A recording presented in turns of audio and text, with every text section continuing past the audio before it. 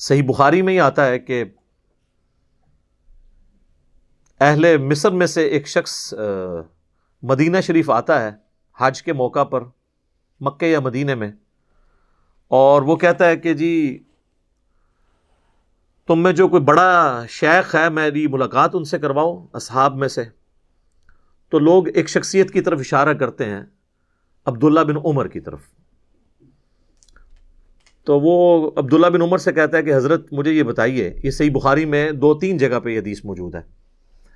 سورہ آل عمران کی تفسیر میں بھی لے کے آئے ہیں امام بخاری، غزوہ احد والے چیپٹر میں بھی لے کے آئے ہیں، حضرت عثمان غنی کے فضائل والے چیپٹر میں بھی لے کے آئے ہیں۔ تو صحیح بخاری کے الفاظ ہیں کہ عبداللہ بن عمر سے وہ شخص کہتا ہے کہ حضرت یہ بتائیں کہ کیا غزوہ احد کے دن حضرت عثمان جو ہے وہ میدان جنگ چھوڑ کر بھاگ گئے تھے؟ عبداللہ بن عمر نے فرمایا ہاں ایسا ہی تھا۔ اس نے کہا کہ حضرت عثمان غزوہ بدر میں بھی موجود نہیں تھے؟ تو عبداللہ بن عمر نے فرمایا ہاں ایسا ہی تھا۔ اور پھر پوچھا کہ جن اصحاب نے درخت کے نیچے رسول اللہ کی بیعت کی جس میں سورہ فتح نازل ہوئی، اصحاب شجرہ جن کے بارے میں صحیح مسلم میں حدیث ہے کہ مجھے اللہ سے امید ہے جنہوں نے درخت کے نیچے میری بیعت کی جہنم کی آگ انہیں نہیں چھوئے گی، تو حضرت عثمان جو ہیں وہ اصحاب شجرہ میں بھی شامل نہیں تھے، وہاں پر بھی موجود نہیں تھے، تو نبی صلی اللہ علیہ وآلہ وسلم کی بیعت سے وہ محروم رہے۔ تو عبداللہ بن عمر نے فرمایا ہاں حضرت عثمان وہاں پہ بھی موجود نہیں تھے۔ بس یہ 3 باتیں اس نے سنی تو اس نے نعرہ لگایا اللہ اکبر۔ چونکہ وہ اہل مصر میں سے تھا اور اہل مصر حضرت عثمان کی پالیسیز کی وجہ سے نالاں تو تھے ہی، اب ان کو علمی دلیل بھی مل گئی ناراض ہونے کی۔ تو وہ جب پیٹ پھیر کے وہاں سے جانے لگا تو عبداللہ بن عمر نے اس کو کہا کہ رک جا، پہلے میرے کو پھکی تو لے جا، تو میرا بھی جواب سن لے نا۔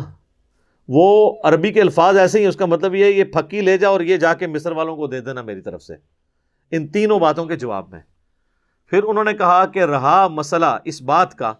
جو تم نے پوچھا کہ احد کے دن حضرت عثمان بھاگ گئے تھے میدان جنگ سے، تو قرآن حکیم میں اللہ نے ان کی یہ غلطی معاف کر دی ہے۔ اور پھر انہوں نے سورہ آل عمران کی آیت نمبر جو 152 میں آیا نا وَلَقَدْ عَفَا عَنْكُمْ، بے شک اللہ تمہیں معاف کر چکا، ایک یہ آگے چل کے پھر ایک اور آیت آئے گی اسی کانٹیکسٹ کے اندر، وہ آیت بھی انہوں نے تلاوت کی، اور انہوں نے کہا کہ چونکہ اللہ تعالیٰ نے اب معاف کر دیا ہے لہٰذا اب تمہیں اس معاملے میں کوئی ہرزہ سرائی کرنے کی ضرورت نہیں ہے۔ یہ آیت بھی میں آپ کو بتا دیتا ہوں، ہاں آیت نمبر ہے 155 وَلَقَدْ عَفَا اللَّهُ عَنْهُمْ، بے شک اللہ تعالیٰ معاف کر چکا ہے انہیں۔ جتنے لوگ تھے، وہ صرف حضرت عثمان کو سنگل آؤٹ کرنا غلط ہے، اور لوگ بھی تھے، تو چونکہ یہ تو ہوگی معافی۔ پھر انہوں نے کہا تو نے بدر کے بارے میں پوچھا کہ بدر میں حضرت عثمان شامل نہیں تھے، تو اس کی وجہ یہ تھی کہ وہ نبی صلی اللہ علیہ وآلہ وسلم کی اجازت کی وجہ سے شامل نہیں ہوئے تھے، کیونکہ نبی صلی اللہ علیہ وآلہ وسلم کی جو بیٹی تھی سیدہ رقیہ سلام اللہ علیہا، وہ حضرت عثمان کے عقد میں تھیں اور وہ اس وقت سخت بیمار تھیں، تو نبی صلی اللہ علیہ وآلہ وسلم نے حضرت عثمان کو ان کی تیمارداری کے لیے حکم دیا کہ تم میدان جنگ میں نہ ہو، تم اپنی بیوی کی دیکھ بھال کرو، تیمارداری کرو۔ اور پھر بخاری کے الفاظ ہیں، عبداللہ بن عمر کہتے ہیں کہ نبی صلی اللہ علیہ وآلہ وسلم نے حضرت عثمان کو باوجود اس کے کہ وہ غزوہ بدر میں شامل نہیں تھے بدری اصحاب میں شمار کیا، حتیٰ کہ جب مال غنیمت بانٹنے کی باری آئی تو حضرت عثمان کو بھی مال غنیمت میں سے حصہ دیا، حالانکہ وہ جنگ میں نہیں تھے، تاکہ یہ چیز انشور ہو جائے کہ وہ بدری اصحاب میں سے۔ ظاہر ہے صحابہ بدر کی تو ایک فضیلت ہے، تو حتیٰ کہ صحیح بخاری میں آتا ہے کہ حضرت جبرائیل حضور کے پاس آئے، انہوں نے کہا یا رسول اللہ آپ کے اصحاب میں جو فضیلت ہے وہ کس اعتبار سے ہے؟ تو انہوں نے کہا کہ سب سے زیادہ فضیلت ہے اصحاب بدر کی، اس کے بعد اصحاب احد کی۔ تو جبرائیل کہنے لگے یا رسول اللہ ہم فرشتوں میں بھی سب سے افضل فرشتے وہ ہیں جو بدر میں آپ کے ساتھ شامل ہوئے ہیں، اور اس کے بعد وہ جو احد میں شامل ہوئے ہیں۔ صلاۃ بر محمد وآل محمد اللہم صلی علی محمد وعلی آل محمد۔ یعنی حضور کی نسبت ہے. الحمدللہ. تو انہوں نے کہا کہ عبداللہ بن عمر نے اس کے جواب میں کہا کہ بھئی وہ تو بدری اصحاب میں شامل ہیں. رہا تیسرا مسئلہ ہے جو تم نے کہا کہ صلح حدیبیہ کے موقع پر اصحاب شجرہ میں وہ شامل نہیں تھے،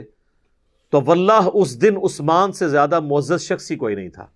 کیونکہ حضور علیہ السلام نے انہیں اپنا سفیر بنا کے اہل مکہ کی طرف بھیجا تھا.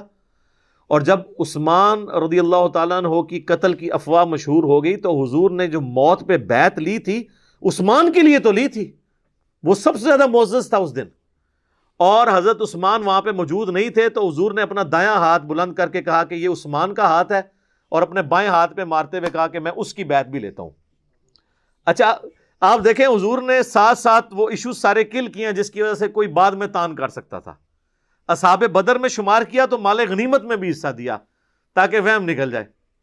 یہاں پر بھی اصحاب شجرہ میں وہ شامل نہیں تھے، لیکن یہ چیز لوگ بھول گئے کہ اصحاب شجرہ کی جو بیعت موت پہ ہوئی تھی وہ حضرت عثمان کے قتل کے بدلے کے لیے ہوئی تھی. جس شخص کے قتل کے بدلے کے لیے بیعت لی جا رہی ہوتی ہے تو وہ تو سب سے زیادہ معزز ہوتا ہے، کیونکہ بیعت اس کی وجہ سے ہو رہی ہے. پھر بھی حضور نے کیا کہا کہ عثمان موجود نہیں ہے، یہ ہاتھ عثمان کا ہاتھ ہے اور میں اس کی بیعت لیتا ہوں. تو حضور نے اپنے ہاتھ کو حضرت عثمان کا ہاتھ قرار دے کے ان کی بیعت لی. یہ تینوں فضائل حضرت عثمان کے بیان کر کے ان تینوں اعتراضات کے جواب میں حضرت عبداللہ بن عمر نے اس مصری شخص سے کہا کہ جانا اور اہل مصر کو یہ بھی ساتھ دے دینا، یعنی یہ پھکی ہوئی لہجہ جسدا کوئی علمی آزما خراب ہوئے تو انہوں پھکی ہوئی دیں کہ اگر وہ حضرت عثمان کے اوپر کوئی تان کرے.